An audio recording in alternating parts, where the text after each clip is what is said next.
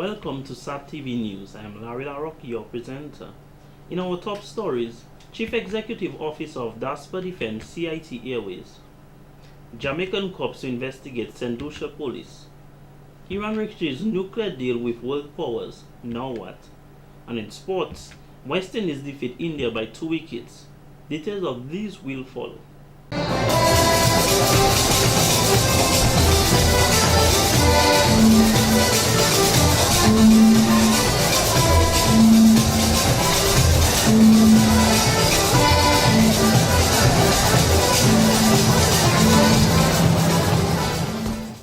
Welcome back.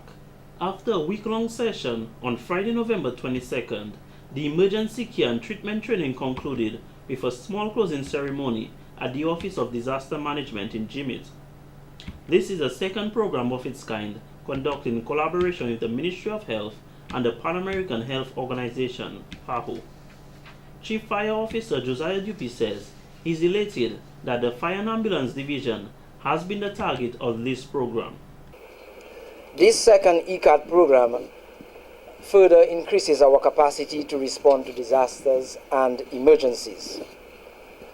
I'm sure you will agree with me that although the skills that you would have learned here this week are not totally new, I am sure that they would have served as a refresher to you, and in some cases it would have given you exposure to new concepts, particularly of current practices in our field. He urged the participants of the program to optimize the training received so as to provide patients with better care before they are transported to a medical facility. Mr. Dupuy says he views this training as another building block to receive free hospital care on the island, where there can be an overall improvement in the quality of service offered. Of course, this must be supported with a few things. We are speaking here about new protocols, we are talking about policy direction, we are talking about equipment. You would need the support in terms of equipment so that you can do the job that you are asked to do. We are talking here about personnel increase where there is a need for that. We are also talking about a change in culture in our approach as practitioners, and probably to an extent a change in the culture of the people itself that we serve. Permanent Secretary in the Ministry of National Security, Mr. Eddie Bruno, says the government recognizes the importance of the functions undertaken by fire officers. The absence of adequate firefighting ability and emergency response has a significant negative effect on our social and economic environment. Conversely, the presence of effective emergency services engenders social comfort and generally improves the enabling environment for individuals and businesses alike. At the end of the training, participants received their certificates of participation. The Fire and Ambulance Services is charged with the responsibility of search and rescue, emergency response, and firefighting activities. In more news, the Government of Dominica, in collaboration with the Regional Activity Center, the International Maritime Organization (IMO), and the United Nations Environmental Programme (UNEP), have embarked on a 2-day workshop to discuss the issue of ballast water and its effect on the environment. Ocean vessels, in order to maintain stability during transit along coast and the open ocean, fill their ballast tanks with water. As a ship loads its ballast tank, it also loads many organisms living in the port which possess serious environmental, biological and economic concerns within the region and by extension the world. From almost 120 years ago, at the advent of the steel hull vessels, ballast water was one of the most economic means of ensuring there was proper stability for the cheap ocean-going vessels. While we recognize that at the same time it poses serious environmental challenges for us, and we want to ensure at the end of the day that special focus is brought to bear over the next 2 days in terms of the monitoring, the compliance, and enforcement issues that will have to ensure the safe handling, the safe use, and of course the proper disposal of those water. The movement of ocean vessels, more importantly, pose risk for the introduction of foreign species throughout the world. We know that we have seen over the last 3 years the challenges posed by microorganic aquatic life that poses all kind of marine situations for us, from the standpoint of pollution, from the standpoint of ensuring sometimes you have invasive species being brought from one area of the ocean to the next. So we want to ensure that what happened to us in the Caribbean, as a collective, we are very mindful of the best practices. As the first twinning exercise of its kind in the region, IMO representative Mr. Commodore Garnet Best is expected to share expertise and knowledge acquired from their study on the management of ballast water. Trinidad and Tobago, by twinning with Dominica, is required to work with Dominica and render assistance as required. We are very proud to be selected to assist in this regard, as Trinidad and Tobago has ratified the Ballast Water Management Convention in January 2012.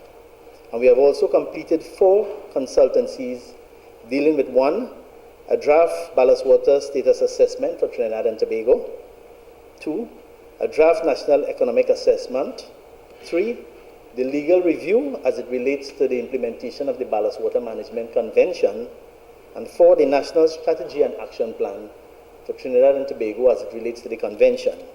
Mr. Best says we must work together on this threat to our maritime environment that could have devastating effects on our fragile ecosystems, which also has the potential to affect human health, property, and the economy.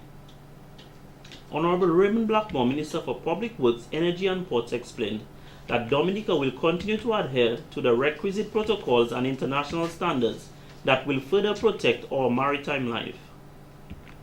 The IMO developed and adopted the Ballast Water Management Convention in 2004 with the aim of protecting our marine environment from the transfer of harmful aquatic organisms in ballast water carried by ships. In other stories, child abuse tears at the heart of every child, the family, and the fabric of our community. This was a statement made by a representative of the Kiwanis Club speaking on the issue of child abuse at a walk through the capital. The walk took place on Saturday, November 23rd, as an attempt to break the silence against all forms of child abuse. So many of these tragedies are perpetuated by the people who the children trust, a father, a mother, an uncle, a friend. We need to recognize its existence by speaking up and speaking out. Child abuse includes physical, sexual, emotional abuse, and neglect. In Dominica, the most reported type of child abuse is sexual abuse, followed by physical abuse, mainly in the age ranges of 6 to 10 and 11 to 15 years old. These are the ranges coinciding with primary and secondary education, respectively, which are important years for academic, personal, and social development of a child.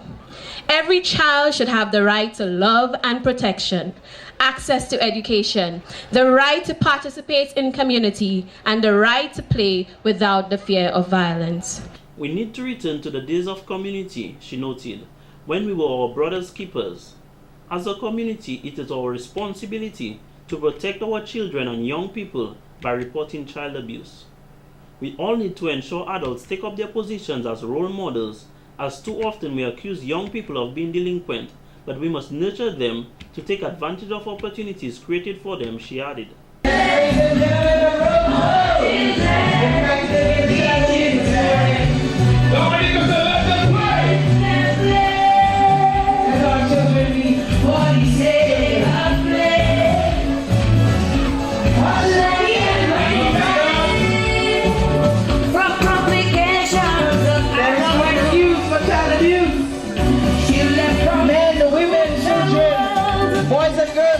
There is no excuse for child abuse. And if you've seen this happening and if you know it's happening, we're asking you to break the silence this morning. Be children. Not just this morning, though. Break the silence, break the silence. The ill in our society need to end. President of Carriman, the Caribbean Male Action Network, Mr. Thomas Holmes, called on men and women to stop child abuse and instead help them to grow to become educated individuals of high self-esteem. This is vital, as a healthy child will grow up to be a healthy adult who is able to contribute to the development of Dominica. I want to say this morning that we're asking all men who are fathers to be fathers to the children, to make sure that they're not abused. to make sure that they are healthy, to make sure that they believe in themselves. Fathers, you have a job to do. Young men, boys, we ask you not to bully the girls, not to bully the mothers. Men, we ask you not to kill the women. They are our children's mothers. Not to kill the children. They want to work, they want to play with their sisters, their brothers, their friends. So we're asking all men and women to respect all children. The children were urged to speak up if and when they witness or are subject to child abuse, as this is one secret that should not be kept. The parents, especially the mothers, were advised to not accept any hush money for acts of abuse committed on their children and to follow through with court proceedings when their children have been abused. In more news, stop looking at the messengers, but look at the message, was the advice of Chief Executive Officer of the Dominica Air and Seaport Authority, DASPA, Mr. Benoit Badwell, to Dominicans as it relates to CIT Airlines Caribbean Island Transport operating in Dominica. According to their website, the new airline CIT Airways will offer daily flights from Fort Lauderdale in Miami directly to Dominica as of January 2014 and is working to be the national carrier of Dominica. It also states the company set up in Florida is owned by Dominican and U.S. nationalities aimed at building the country's economy while providing a viable solution to discover Dominica. This has several advantages to Dominica. One, direct flight access in and out of the U.S. would mean increased opportunities for Dominica. When one concentrates on what happens, we have a vibrant population of Ross Medical students. That would mean easier air access for them if this venture were to be materialized. It also creates new opportunities for us in terms of movement of passengers in and out of Dominica. You would see that the targeted airport here is Fort Lauderdale, which is also important because we're not affecting the already set areas as it relates to Miami, because you have very good connections in relation to Miami, Puerto Rico, and so on. So here it is, you're looking at Fort Lauderdale, which opens up a new avenue for things. Fort Lauderdale Airport is, in fact, a very good airport in terms of international and domestic connections. Mr. Badwell says this new airline will be a plus for Dominica, especially as we are seeking to increase our stayover visitors to 90,000. The team from CIT Airlines is expected to meet with the government and other stakeholders where they will discuss important aspects of this airline operating in Dominica. However, no agreement has been reached to date, according to Mr. Badwell. He revealed also that the company is not owned by Dominicans based on the information he received. According to CIT, its aircraft is a Boeing 737-300 and carries 140 passengers, with 128 in economy and 12 in business. Mr. Badwell addressed the allegations that the aircraft would not have sufficient runway to land safely at the Melville Airport. Depending on the weights of the aircraft, you can use far less in terms of the requirements for landing and for takeoff. So there is what you call maximum payload when it is heavily laden. There is things. So different variations can come into play given the load factor. So we have several aircraft, 747s have landed here before, and this is not something say, well, it can't be done. Like we're saying, we want to make sure that everything that has to be done will be done in keeping with the International Civil Aviation Organization guidelines. The head of DASPA said the airline may have jumped the gun in releasing so much detail on their website. However, no route license has been granted to the airline by the government of Dominica, and all they are engaged in at this point is discussions. What we are seeking to do is to pursue a business opportunity. And I would like to close by saying, does Dominica need direct flights or long-range flights which can go in and out of the U.S. from Dominica? The answer, I think most people would say yes. Do we have a resident population in relation to Ross University that needs to connect back to the United States without having to go through all these various connections which they have problems with? Yes, and if so, that is something that we need to pursue.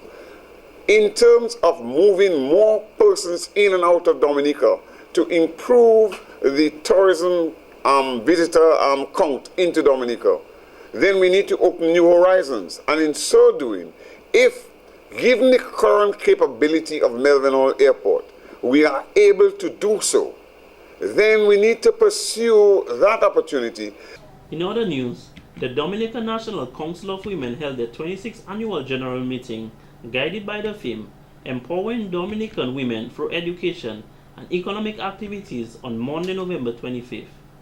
The ladies wore orange attire to symbolize a stance against gender-based violence and to commence the 16-day activism against gender-based violence.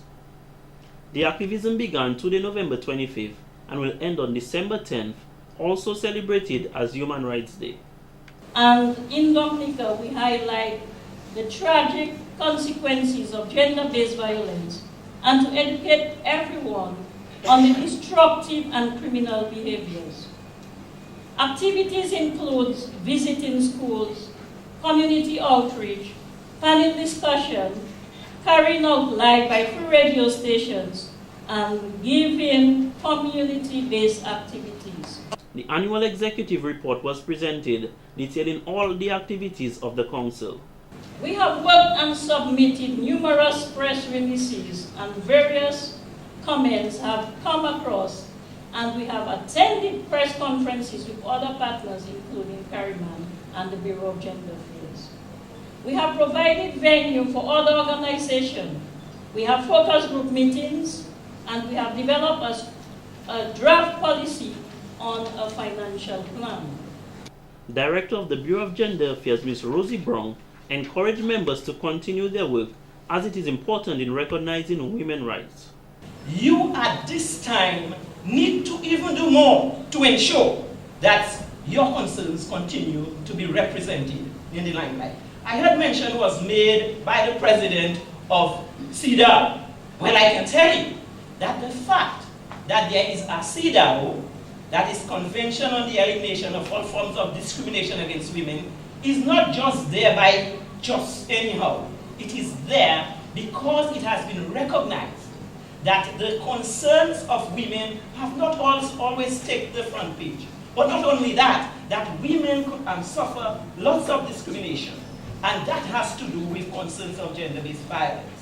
Mrs. Rosie Felix, chief editor of Roses and Funds magazine, pleaded with women who are being abused, telling them that there is still hope. However, they need to be empowered to defend themselves and to stand up for their rights and their lives. She says we ought to be ashamed of the acts of violence prevalent in Dominica today. She also called for equal economic opportunities and urged women to become involved in the political process.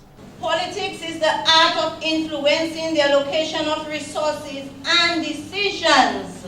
Very importantly, decisions which affect you and your future. Be part of the political process. Map out your boundaries as it relates to what it is you use your bodies for, who touches your body, and how far they go. Honorable Doria Shillingford, Minister for Social Services, Community Development and Gender Affairs, adding to the discussion, condemned all acts of violence against women. We are indeed living in difficult times, and so the campaign against all forms of violence against women should be relentless. I am thankful for the organizations such as the DNCW and other concerned agencies which can give support to the Bureau of Gender Affairs in its effort to stamp out this ill. I lend my full support and condemn all forms of violence against women, men, and children, and to say too that violence in any form is everybody's business. She urged the Council to continue its activism on human rights and gender-based violence, recognizing that public sensitization is important if we are to successfully reduce and eradicate violence in society. In other news, on Friday, November 29th, a gospel concert dubbed God's Favor Upon Me will draw many to the Old Mill Cultural Center for a night of praise and worship. The concert is scheduled to begin at 7:30 p.m. And with us we have the guest artist who will be Jerry Lloyd, and he will tell us a little bit more about himself and I guess some of the songs that he sings. And I know that a lot of Dominicans know of Jerry. They heard his music, they have been in love with his music, and he's there to do nothing more than just to bless people's heart and to minister unto God. Ms. Paul noted, part of the proceeds of this concert will go to the construction of a resource center at the Lubia Pentecostal Church, one that will significantly benefit the community. Ms. Paul has this message to those who may be skeptical about purchasing tickets for the show amidst the recent arrest of the promoter of the Saving Souls concert, Mr. Cornelius Thomas. What has happened was very unfortunate and has not happened in the past, and we have to look at where it came from. It's not one of our locals who did it.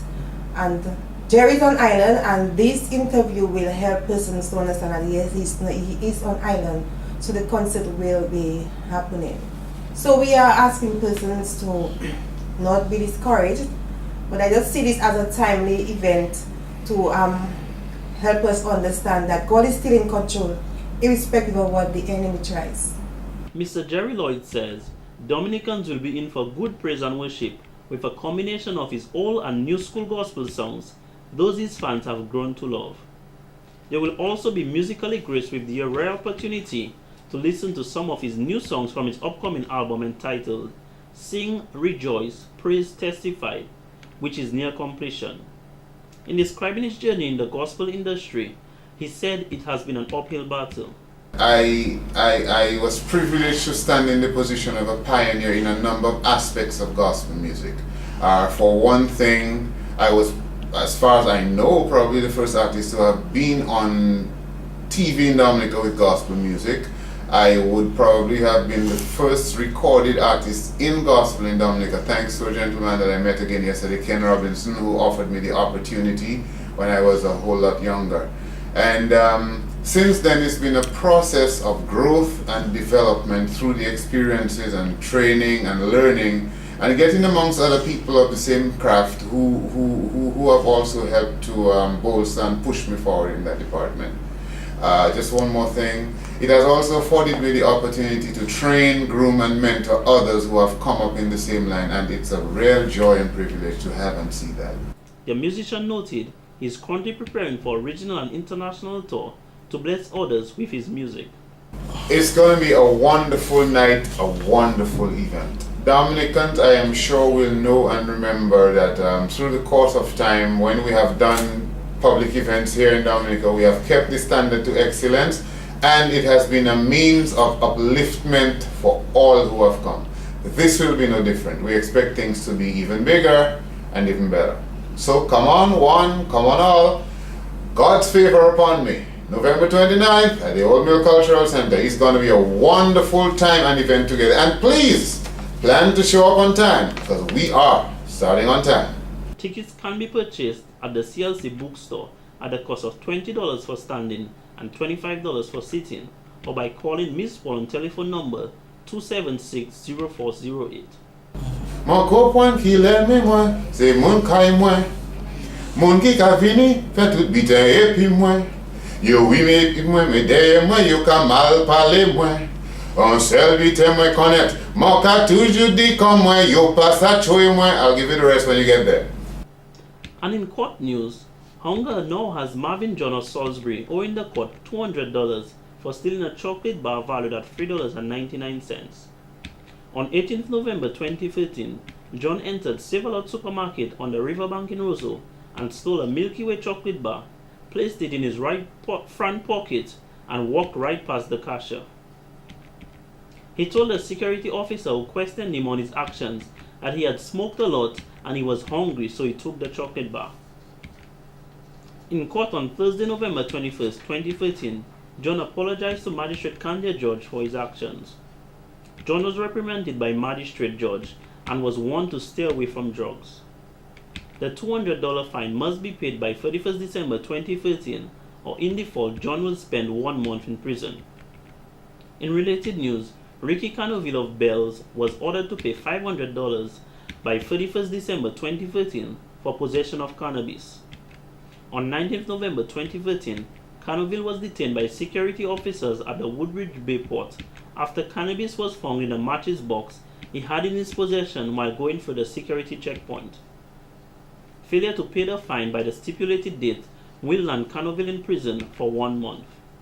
Magistrate Kande George also presided on that matter. This has been the local segment of the news. Coming up next, regional highlights.